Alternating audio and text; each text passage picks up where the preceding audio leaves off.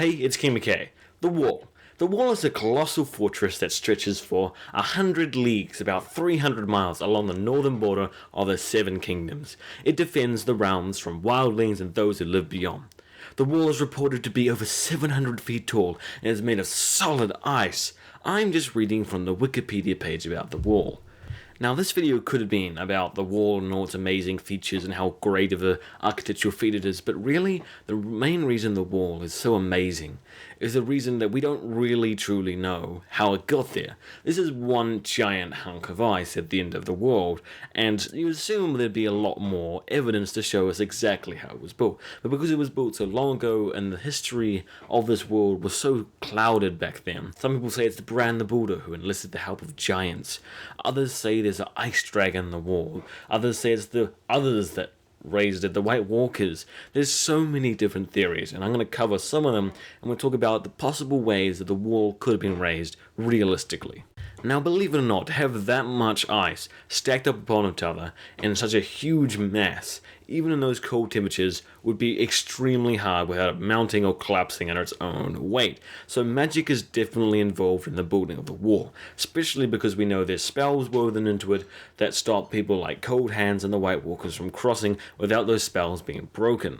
This is why in the history and lore of the world, the people inhabiting the world at the current point thought that Bran the Builder enlisted the help of giants and the children of the forest to weave his spells plus theirs into the wall to make it how it is. Although this level of cooperation between the children, the giants, and the humans just doesn't seem realistic with what we know so far in the show, with the children creating the White Walkers to fight them off, the giants not very much liking them and being cast to the outside.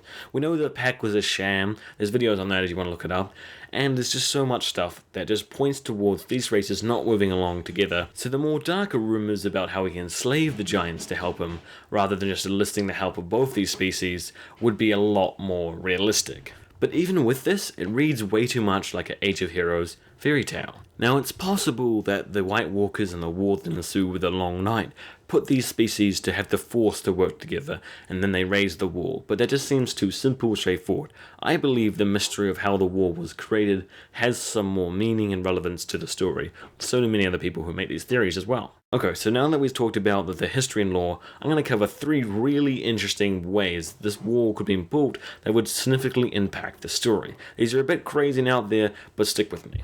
Okay, to start off with, we're going to look at the Ice Dragon. George R. R. Martin released a short story called The Ice Dragon, which is about a small girl and this ice dragon that she goes to a ride with and has adventures with, and it's really interesting because it's based in this parallel world that's kind of similar to Game of Thrones, but not really. It's not official canon of the series, but it's very similar to what we've got from A Song of Ice and Fire. So naturally, tons of theories have been made about how ice dragons could be incorporated into A Song of Ice and Fire. This starts with the wall.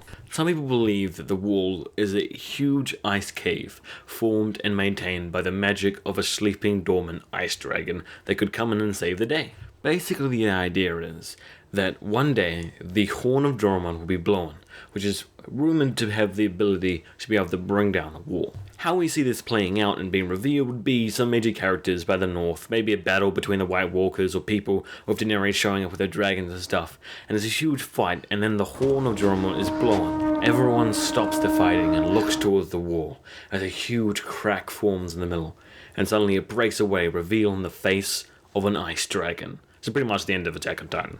Now, to have an ice dragon in the wall makes some size differences. The ice dragon would only be able to be in really one spot, even if it was huge, unless it was lying down and covering the entire wall, which is pretty unlikely. Compare this to a theory about giant weirwood trees planted all the way along the wall. Now, the logistics of building a huge wall and maintaining it there is incredibly hard, as I've said before. But imagine if you just had very powerful magical and dance seeds, and you plant one along every few miles along a huge amount of space along the wall. And then as it grows, it turns into humongous, giant weirwood trees, like huge, all the way to the height of the wall.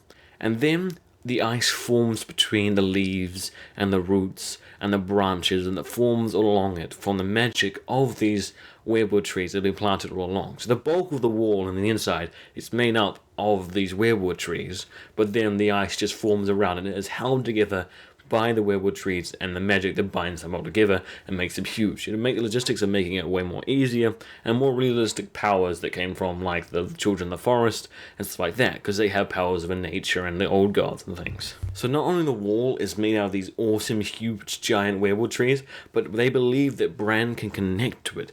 He'll go inside the wall to the mother tree in the middle that connects to all the other ones and control the huge weirwood.net from there. Okay, so it's getting pretty clear that these theories are quite out there. If either of these were true, they would make some severe impacts on the story. Now this last one really comes from the Bran the Builder stuff, back to the lore, back to the history. Now there's a strong connection between the Starks and the Wall for a very long time, with some claiming that without a Stark in Winterfell, the Wall is vulnerable. Now for some random reason, George R. R. Martin, the creator of the show, keep hammering home this random point about there must always be a Stark in Winterfell. It seems to be the subliminal message that makes it seem like Doomsday is going to appear if Bran Stark isn't taking a piss within the walls. Now some people claim that this is because the wall is bound to Starks being in Winterfell, and that Bran the Builder made it so that the Stark in Winterfell binds the spell that stops the White Walkers and stuff from passing through the wall. And when there's not someone in there, it's vulnerable to things like the Horn of Joramun and other ways that they can get through. So the Starks winning the war in the north and being able to gain control of everything there and maintain their power is critical to survival of the realm. Okay guys, so this theory is actually a bit crazy, all of them are, and they have some pretty interesting implications and they're quite cool to look at, but they are textually thin, and I know that. But the wall is a pretty mysterious and magical place. The closer we get to it, the more we look at it, the more magical dark stuff happens, so I really hope we get to see a lot more about the wall and the cool stuff happening there in this series. Now tell me in this comment section below what you guys think the wall has for its origins, beginnings, why it's significant, and what role it will have in the future going forward. Thanks for watching, I'll see you guys later. Make sure you do that comment thing because you're a lot more smarter than me, and I want to have a cool discussion with intellectual people.